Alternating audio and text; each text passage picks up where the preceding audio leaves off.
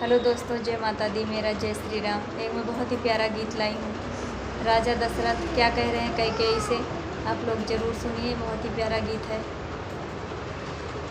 तोरे करनवा कैकेयी हो, तोरे करनवा कैकेयी, तोरे करनवा कैकेयी हो, तोरे करनवा कैकेयी कि छूट जात है मोरा ललनवा, तोरे करनवा कैकेयी हो, छूट जात है मोरा ललनवा, तोरे करनवा कैकेयी। दुई वरदान तू आपन मांगियो पूरा किहुअर मनवार, दुई वरदान तू मांगियो आपन पूरा किहुअर मनवा।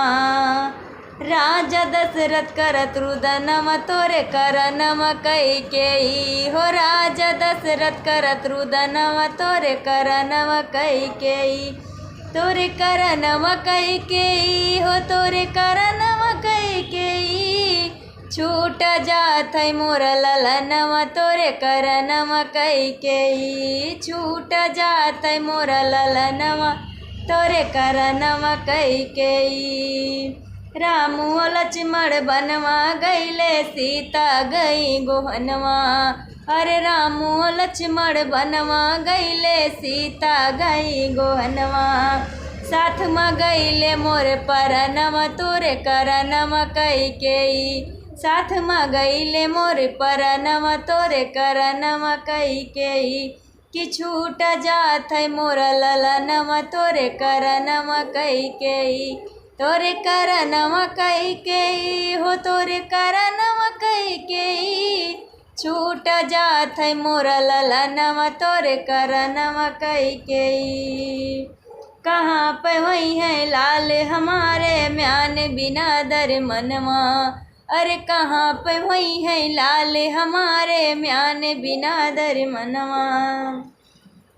कि उनका मिली है ना भोजनवा, तोरे करनवा कैकेयी, कि उनका मिली है ना भोजनवा, तोरे करनवा कैकेयी, तोरे करनवा कैकेयी हो, तोरे करनवा कैकेयी छूट जात है मोरा ललनवा, तोरे करनवा कैकेयी। कहाँ पे हुई है राम लक्ष्मण, कहाँ पे हुई है सीता, अरे कहाँ पे हुई है राम लक्ष्मण, कहाँ पे हुई है सीता। सुना होई गई मोर भवनवा, तोरे करनवा कैकेयी, सुना होई गा मोर भवनवा, तोरे करनवा कैकेयी, तोरे करनवा कैकेयी हो, तोरे करनवा कैकेयी छूट जात है मोर ललनवा, तोरे करनवा कैकेयी कि छूट जात है मोरा परनवा, तोरे करनवा कैकेयी।